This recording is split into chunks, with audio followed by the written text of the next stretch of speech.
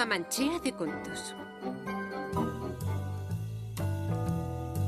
Hai contos de todo tipo.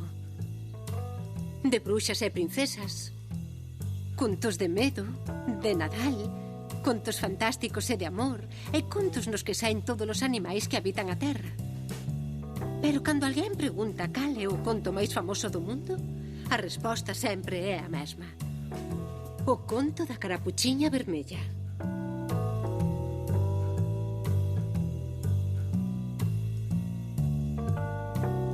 E este é o conto que vos vou contar agora.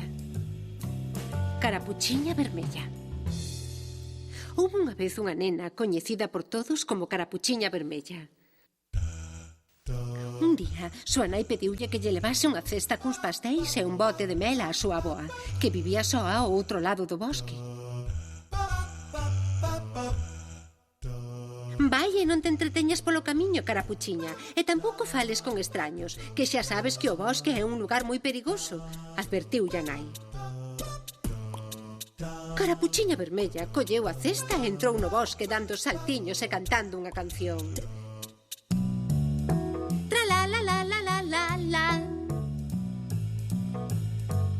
De súbito, e cando menos o esperaba, saiu o lobo feroz de detrás dun árbore enorme. «Onde vas, Carapuchiña?» preguntoulle o lobo. «Vou á casa da avoa, que está enfermiña, levarlle esta cesta cuns pastéis e un bote de mel», contestou Carapuchiña. «Pois mira, se tes presa, éche mellor coller este camiño que te levará directa. Xa verás como as chegar antes», enganouna o lobo. E Carapuchiña marchou convencida de que o camiño que lle dixera o lobo era o máis rápido.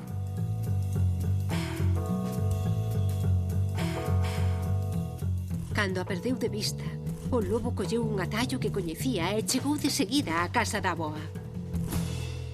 Chamou á porta. Pom, pom. E unha voz moi delicada contestou desde dentro da casa. Quen está aí?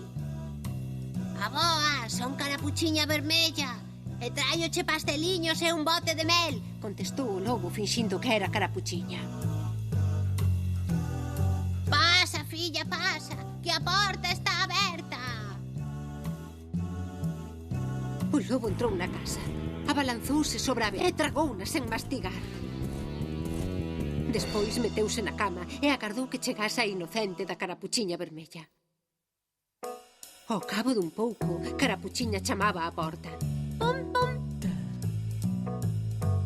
Quen está aí? Preguntou o lobo afinando a voz para que se parecese á da avoa. Avoa, son Carapuchiña vermella e traioche pasteliños e un bote de mel, contestou Carapuchiña. Pasa, filla, pasa, que a porta está aberta.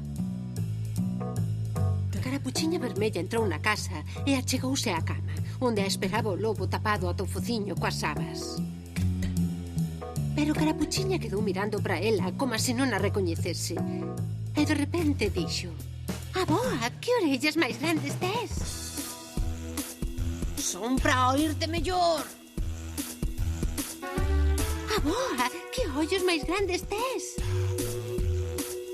Son para verte mellor. Avoa, que dentes máis grandes tes? Son para comerte mellor. ¡Yam!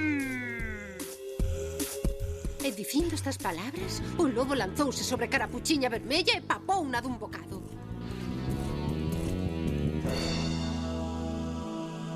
Farto e coa barriga chea, o lobo volveu quedar na cama e puxos a dormir e a roncar como un trono.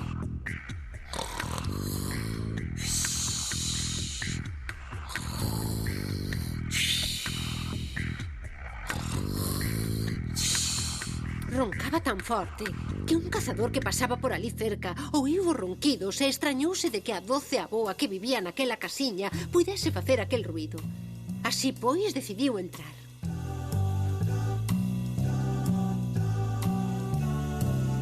Achegouse á cama e descubriu o lobo. Pero se é o lobo! E mira que chea ten a barriga! Seguro que comeu a avoa e agora dorme mentres fai a digestión, dixo o cazador en voz alta. Se cadra estou a tempo de salvala. E sen pensalo 2 veces, o cazador colleu un coitelo e abriu a barriga do lobo. E xa podedes imaginar, de dentro da barriga saíron Carapuchiña Vermella primeiro e despois dun pouco a avoa. A continuación, colleron unhas cantas pedras grandes do xardín e encheronlle a barriga ao lobo. Ao cabo dun cacho, o lobo espertou, pesáballe moitísimo a barriga e tiña unha sede brutal. Así, pois, saiu da casa e camiñou como puido ata unha poza para beber un grolo grande de auga. Pero resultou que as pedras pesábanlle tanto que caeu e afundiuse baixo a auga para sempre xamais.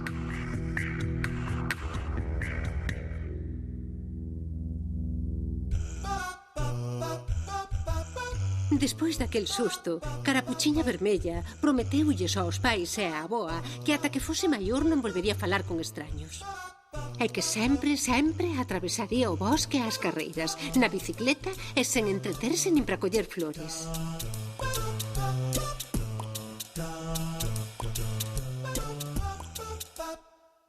E este conto, amigos, é o conto famoso da Carapuchiña Vermella, o máis popular do mundo. Pensade que se conta cada día miles de veces. Contan os esquimós, os etíopes, os xaponeses e os brasileiros, os rusos e os australianos. Contano arredor do mundo. Contano como eu volo contei hoxe aquí.